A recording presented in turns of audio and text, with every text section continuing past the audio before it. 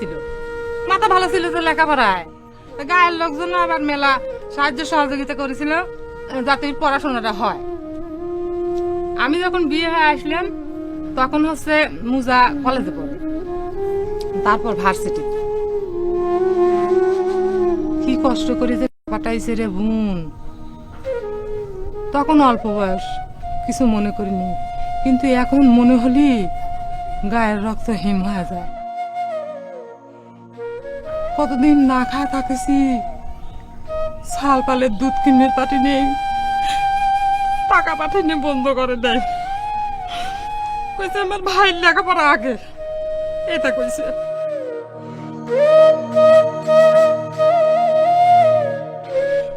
তারপর আবার বছরে বছরে আবার দুইটি দিছিল তো আল্লাহ ভালোবাসি, ওই জন্য কষ্টটা ওই জন্য হয়েছে। এখানে নিশ্চয়ই একই কাসুন্দি ঘাটা হচ্ছে, তাই না? এই জন্য কিরামে আসবে চাই না, থাকবোই না। আরে ওঠো, আমি ড্রাইভারে কয়ে আইছি গাড়ি রেডি করার জন্য, আজকে চলে যাবো। কি হলো, ওঠো না কে?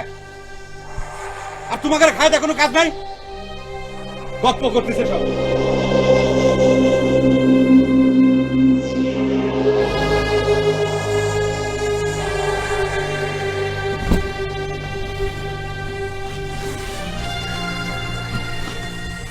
হঠাৎ এরকম ছেলে মানুষই শুরু করলে কেন তুমি?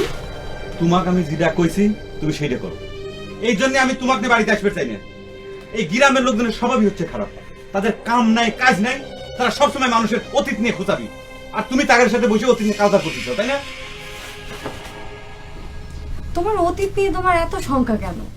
সবকিছু ঢেকে রাখার জন্য, সবকিছু ভুলে যাওয়ার জন্য এত অ্যাগ্রেসিভ কেন তুমি? এগ্রেসিভ হবো না?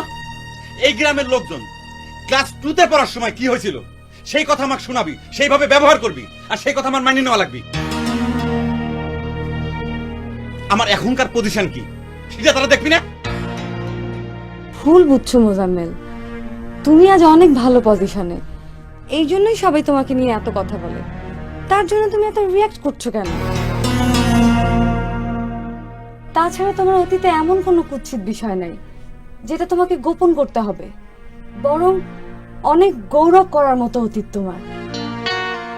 ফার্স্ট ক্লাস পাস কিটা হয়েছে তুমি না আমি? আমি যদি তোমার চাইতে কম বুঝতাম তাহলে পরে ফার্স্ট ক্লাস তুমি পাইতে, আমি পাইতাম না। পরীক্ষার রেজাল্ট দিয়ে নিজের শ্রেষ্ঠত্বের বিচার করা যায় না মোজাম্মেল।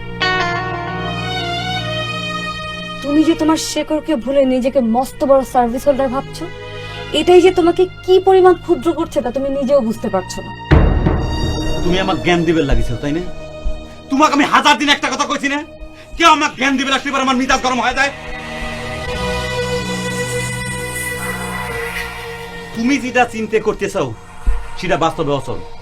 আর তোমার কথা মতো শিকড় বাকর লতা পাতা নিয়ে পড়ে থাকলি পরে এই জামানায় এই জীবনে সাকসেস কি জিনিস সেটা চোখেও দেখা লাগবে না। আর এটা হচ্ছে কম্পিটিশনের যুগ, আর আমি চাই না যে আমার ভবিষ্যৎ প্রজন্ম আমার মতো পাগল করুক। রেডি হয়ে নাও, বিছানার চাদর তুলে নাও।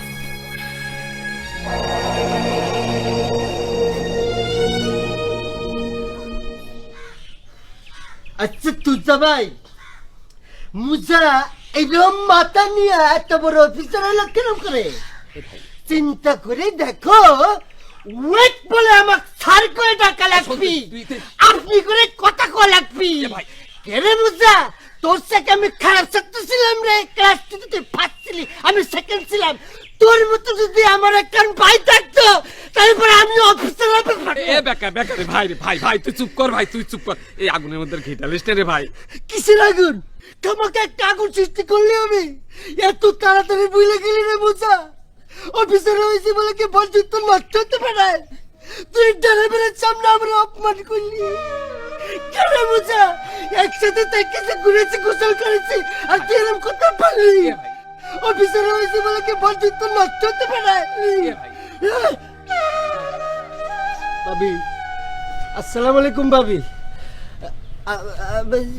আপনার অনেক সুনাম শুনেছি। আপনার স্বামী যে মোজাম্মেল আমার ছোট কালের দোস্ত হয়, তার গুণের কথাই করছিলাম। ঠিক আছে বলেন, আমিও শুনছি।